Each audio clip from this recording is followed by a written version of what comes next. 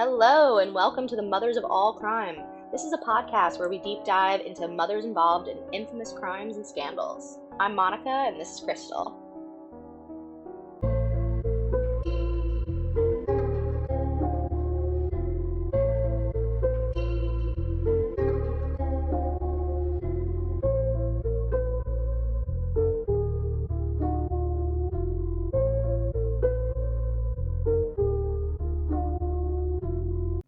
Welcome back to the Mothers of All Crime. I'm here with my girl Krystal. We're gonna be chit chatting about a news story that features a mother, but the mother herself is not a criminal or the problem of the story. Yeah, this one kind of went viral not that long ago, and people have very strong opinions on it for a lot of different reasons, which is kind of different versus I feel like camps normally go one or the other, and this one has like 4 or 5, I think. I definitely think that it's raised a lot of controversies and it touches a lot of really important issues, and it's an intersection of law and morality and ethics and medicine, science, people's wishes, autonomy. There's all kinds of ways that you could look at this, and I think it's an emotional situation. So we're going to be talking about Adriana Smith, who was a nurse and a mom of a little boy.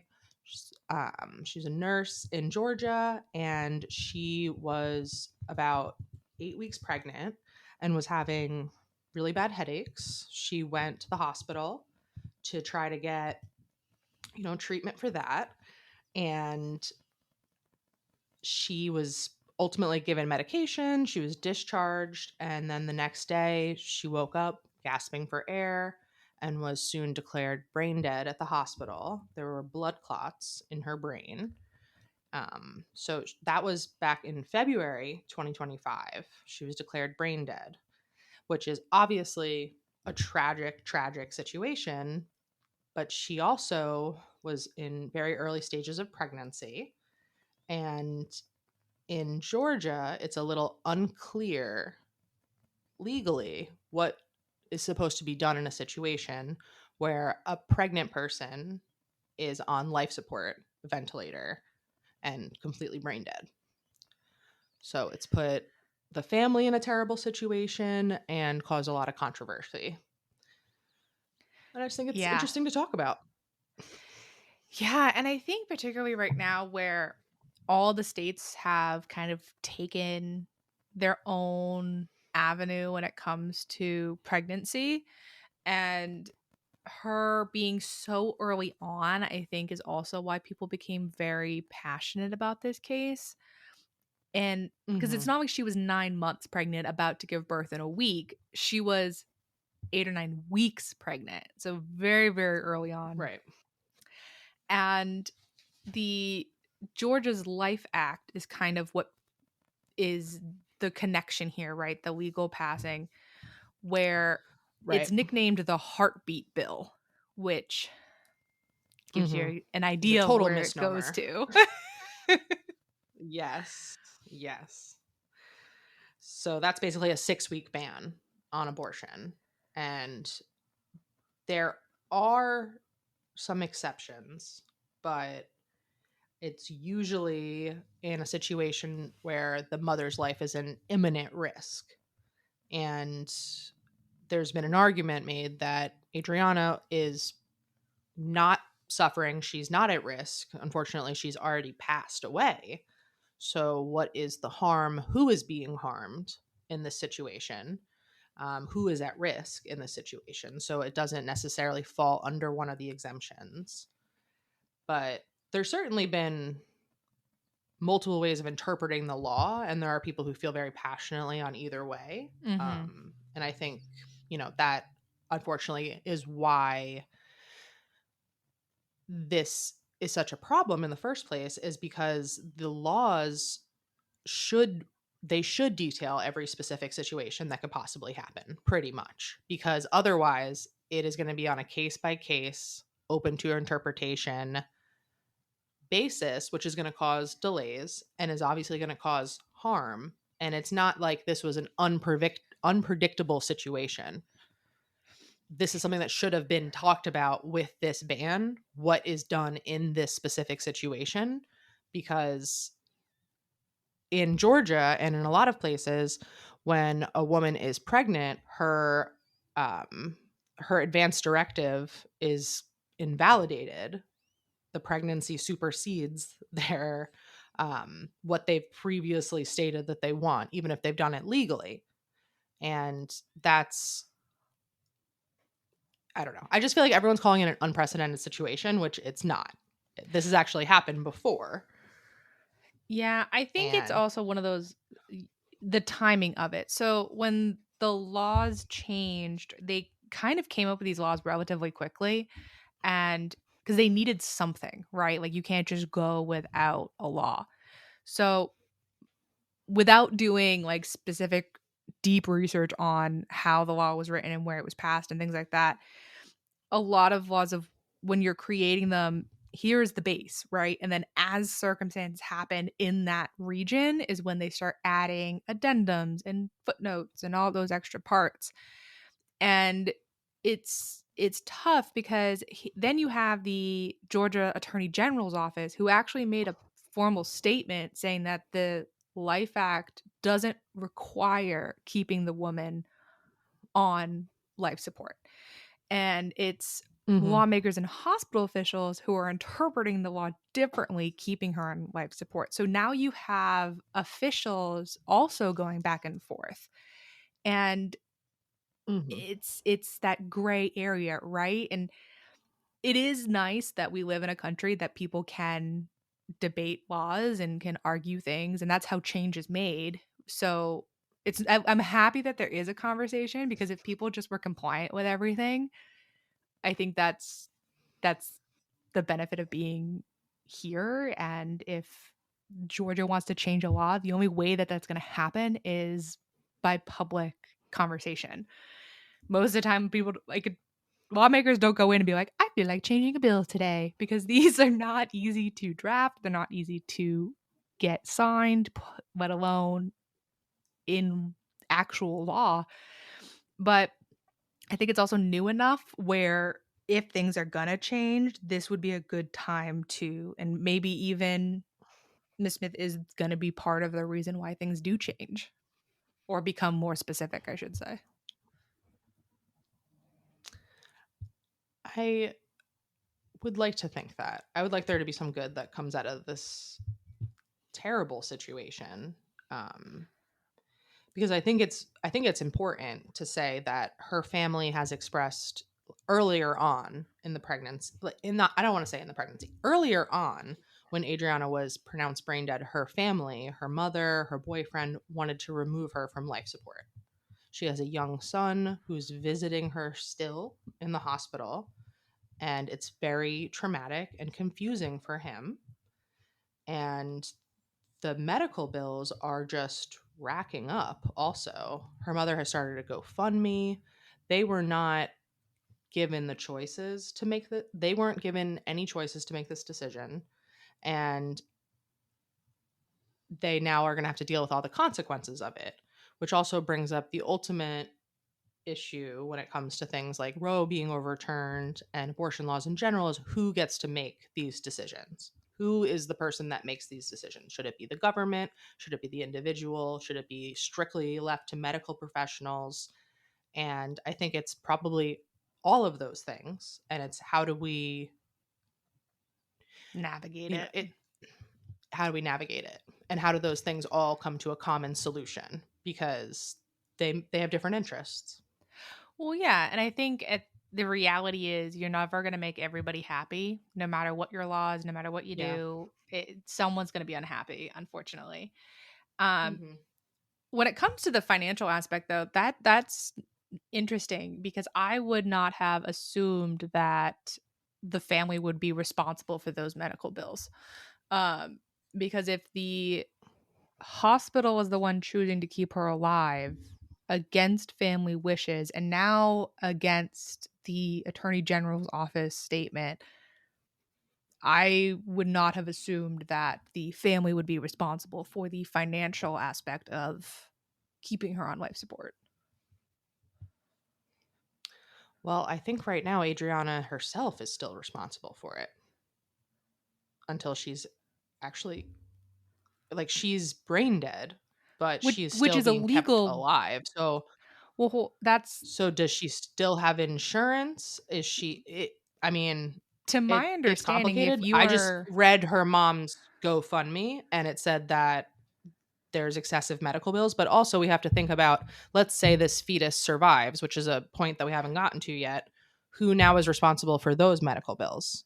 right. Certainly not the state of Georgia. That's not who's going to be paying for it. And I wonder if that's maybe I, what she's referring to, or like the tests and stuff prior to the prolonged life but support. also when you're brain dead, how long does your insurance stay active?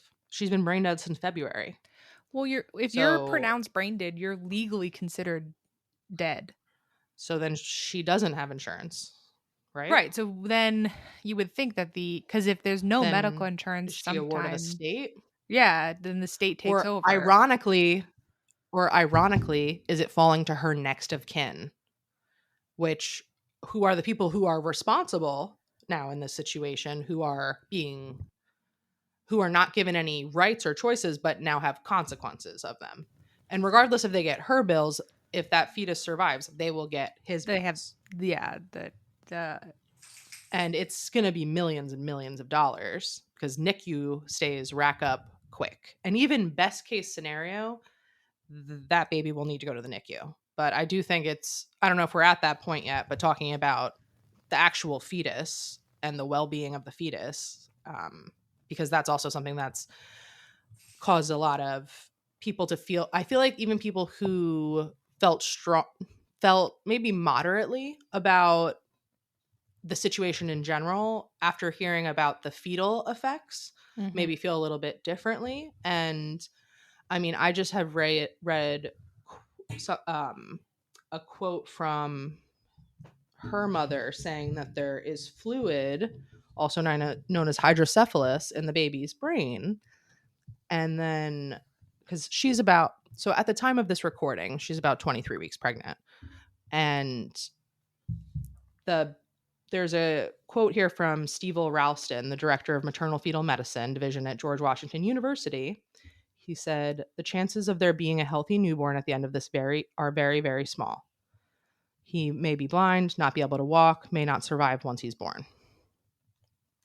right. So there's And a survival question, there's a quality of life question, there's brain abnormalities if the fetus does survive. Like it's now bringing up the question of, is it worth it, right? And I think that's, like you said, where the people who may have been leaning towards allowing the pregnancy to go to term because their instinctual reaction was probably, well, then we can have a healthy baby at the end of all of this tragic incident.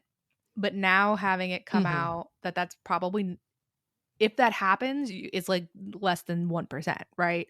And I think that's where that another camp has opened, being like, okay, I kind of pulling back. Like, it's not at this early on, it's not worth it.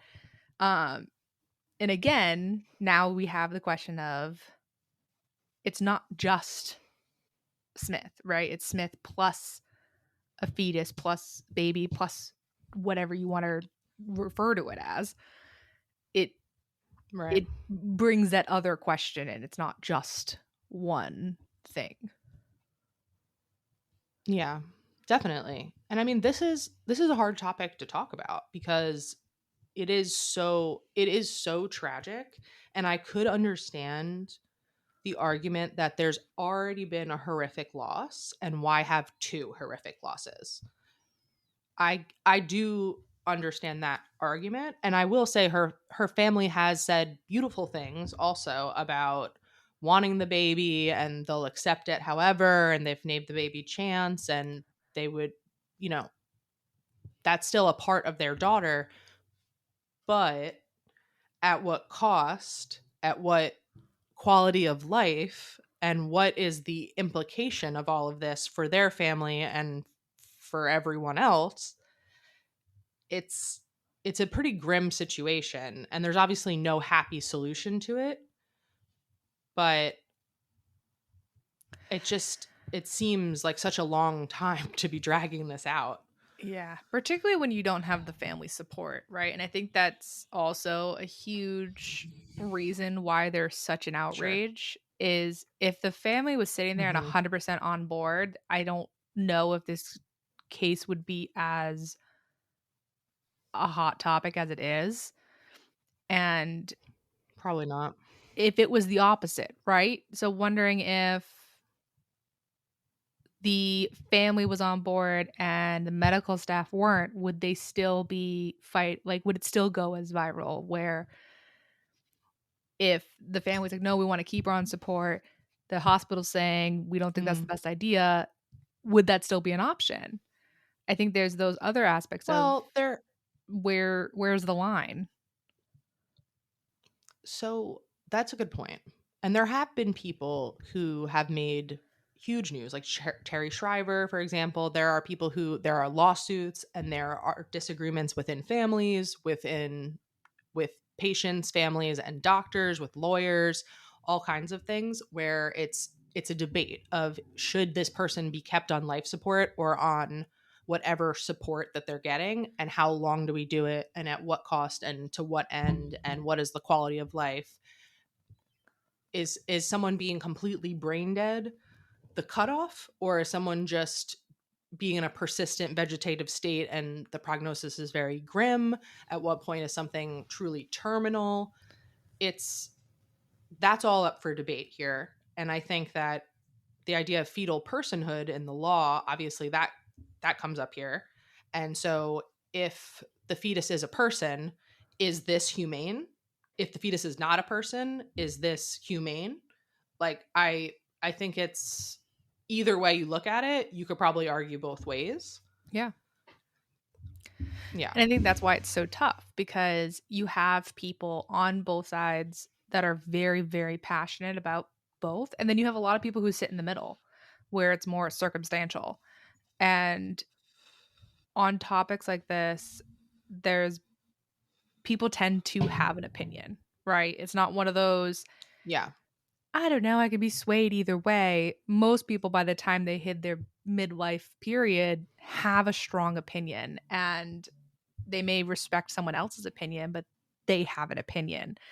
And in states, yes, there's like a social group or a social majority, but even the majority, there's still a minority aspect that might not agree. So having an act like this and a circumstance like this, it becomes really complicated. It can. Yeah, it can. I'd be curious Which if the attorney general, Hmm? how they feel about that You'd be Life Act curious. in general, because they didn't make a statement about their opinion on the Life Act, which obviously politically they wouldn't, but it would be interesting Sure. if they ever could, what their actual opinions of the Life Act are, because them making a statement that that act does not require the woman to be maintained on life support if they're brain dead to keep a fetus to term, that's a pretty bold thing to do. Well, I guess that's their interpretation of the law, though. They think that that is an exception, and some people don't think it's an exception.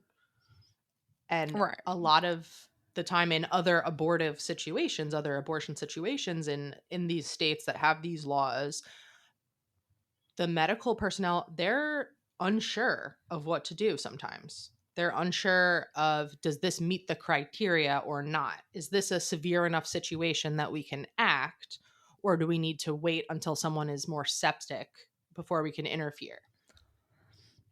And Right. that brings up delays. And this is a very extreme version of this, perhaps. I do think that they're taking a stance in the hospital. I'm not sure who's actually enforcing this day to day. I guess probably no one, because the family is still visiting her. It's not like she's being kept in a facility Like or in something, well, a isolation, hospital, but yeah. I mean, she's not right. So I don't I guess no one's enforcing it, and her family's just complying with it. And at this point, they're so far into it that I guess they're like, this is just the reality that they're dealing with. And I think for the family, it's hard for me that they don't get to make any decisions, and that as someone who works in medicine myself, and Adriana was a nurse, like, I'm sure that this topic, not this specific situation, but the idea of being on life support, the idea of what measures to go to. I feel like these topics come up when you work in healthcare more so than when you don't. And I feel like her family would be the best people to speak for her. But also, even if she had it in writing, even if she had an advance directive that said, if I'm on life support, pull me, I don't know if that would matter in this situation. Because does the fetus personhood trump that? Yeah, that's interesting because it, at least to our knowledge, that she doesn't have any of those things. And from Right. an outside perspective, she was close with her family, because I think it would be very easy for like an estranged family member to come out and do things like, I miss them, I missed the opportunity, let me keep the baby or whatever. And but this, in this circumstance, it seems like she was very close to her family. So you're right, like those conversations probably would have been had. And I think in close families, you talk Mm-hmm. about the inevitable, right? And the extreme, Right. particularly when you have children already. So like she already has Mm-hmm. a son. So the Right. majority of parents have those conversations like, if something happens to me, I want my son to go here. If something happens to me, do X, Y, and Z to take care of them. So, like, I can't imagine that that wouldn't have been a conversation. And probably Yeah. not this very specific circumstance, but I think she probably had those Sure. conversations with her boyfriend, with her parents to organize that. And yeah, I don't know what, if she had something already in writing. We might not, we she may have it already writing, we just don't know, and may It's not have been public. I don't know. it's possible. But even if it was, I don't think it would matter in the situation. Because when you're incapacitated, your next of kin speaks for you in other situations. Mhm. And so I just don't know who is considered more important in this situation at this point, with the Life Act, with the fetal personhood. And it brings up just a larger issue of autonomy, and it can really make you feel it's very scary to think about how this could affect, like, just thinking about it in a more of a big scheme, I suppose. Kind of very Handmaid's Tale. I mean, there's an actual scene in I Handmaid's was Tale where this is yeah, I happening, was where waiting for you to bring that up. she's visiting a brain dead person who's just gestating a fetus in a hospital bed in a coma. And it's so dystopian, it's so disturbing, and yet that is a situation that is happening to a dead woman in Georgia, in America, a mother, a nurse, a professional, a person is dead, and she has not been buried. She's just in suspense in a hospital bed while her family visit her corpse, and her fetus gestates in her corpse. And it's a scene out of Handmaid's Tale, but it's real, and it's happening in 2025. It just blows my mind. And does that make you ever? I mean, it kind of makes me worry about. Not necessarily worry about it, but it's like, are other women in comas vulnerable to being used as surrogates? Like, if we really, what's the harm in that? If they're dead anyway, just keep them on. Just keep them on machines. Why don't we keep them all on machines? There's a population crisis. It's I mean, I don't know if I'd really go that far, but scary shit. Sure, but it's like, we're already in Handmaid's Tale. Of course, that's very extreme, but it's like, if someone's not a person, but their uterus can still be of use, we're still going to use it. yeah, I And don't know I if I guess you would. could liken it to organ donation, maybe. and I'm perhaps spiraling, but it really is something that there is not really a huge difference. I don't know if I Because you would could go say that as far as we're going to impregnate people who are in comas, but I could see the spiral of if people already are pregnant maintaining life due to all the things you mentioned. I do see that jump. Just because of, again, like there are a decent amount of states that have impacted laws like this for sure. Or could be I hope I'm interpreted being this like way. absolutely nuts because it really freaks me out. It's just it's like it's just at what cost do we need to do this? And I just don't I don't know. I just feel like it's descended so quickly into but this actually isn't an unprecedented situation. Like I said before, I found a case from 2013 where a woman, Marlise Munoz, was she was on a ventilator in ICU. She had a pulmonary embolism and she was brain dead. And her husband wanted her to be removed from life support. And a Texas law restricts the application of advanced directives in pregnant patients. So, and he argued in court that that law didn't apply to his wife because she was legally dead. Mm-hmm. And she was eventually removed from life support, but it wasn't until the fetus started having deformities that was actually at about 22 weeks. Actually, it was severely deformed. The legs were like unable; they could not see certain organs. There was an abnormality. I'm sorry, I'm trying to read it. The fetus had severe abnormalities caused by oxygen deprivation and was likely non-viable. The fetus had fluid building up inside the skull, hydrocephalus, and had a heart problem. Their lower extremities were deformed to the extent that the sex could not be determined.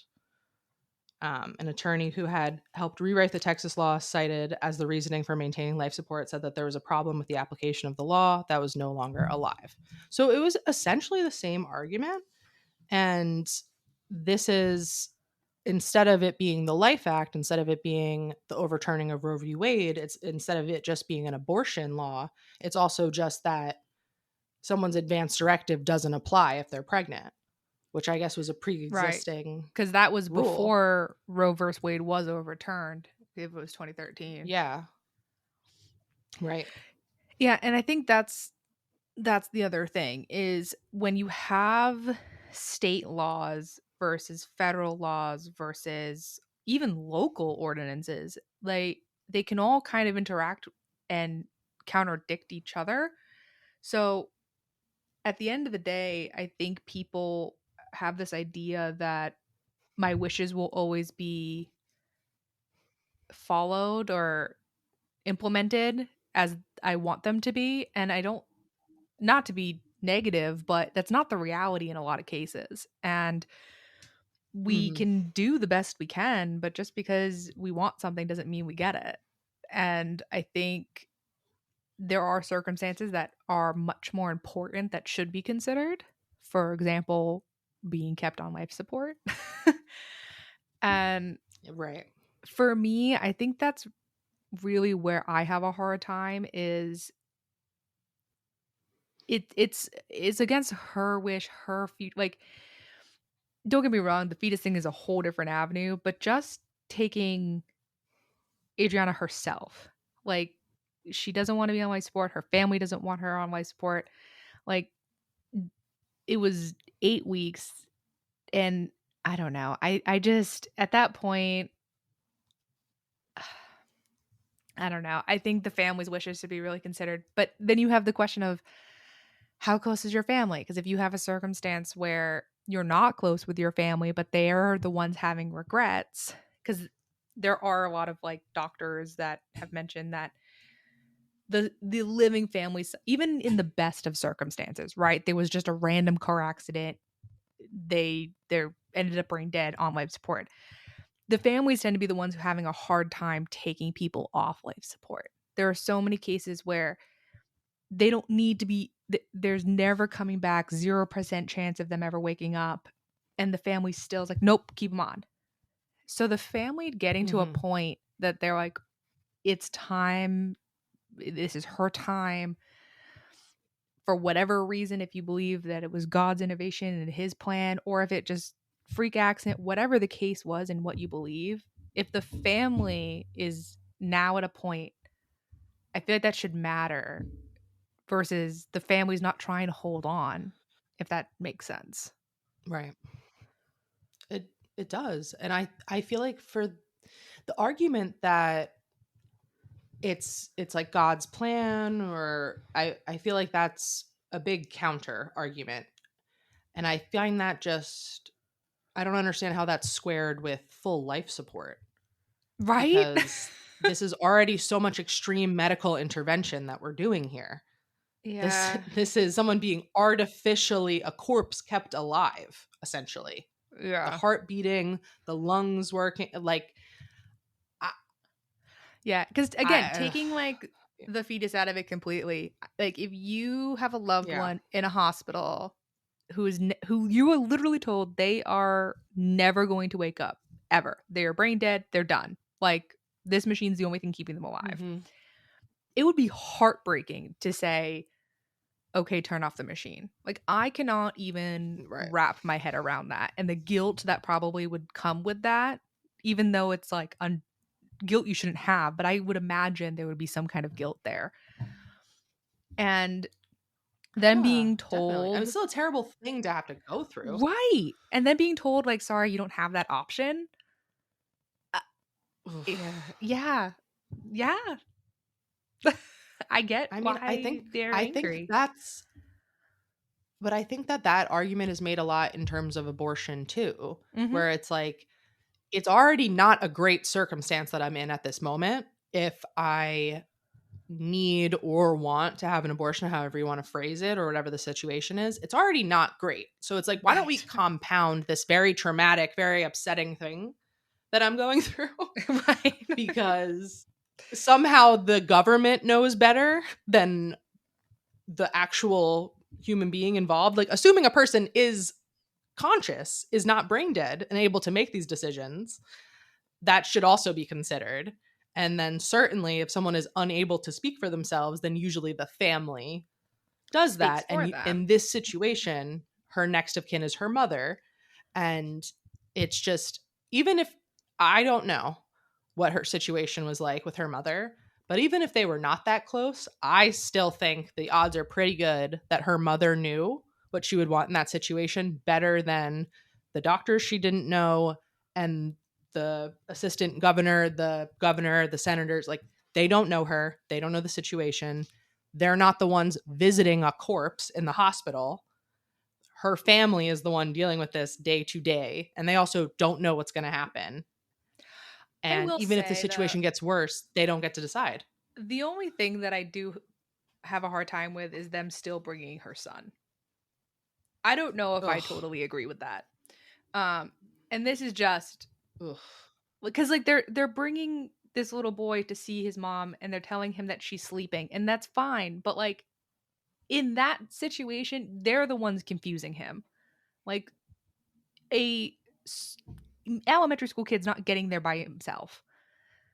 So I know, but are they going to leave the fetus in the hospital by itself all day? I'm not saying like the adults so the family can't would still go. I'm just saying like I think bringing they should just lie to the little boy. Well, she's dead, right?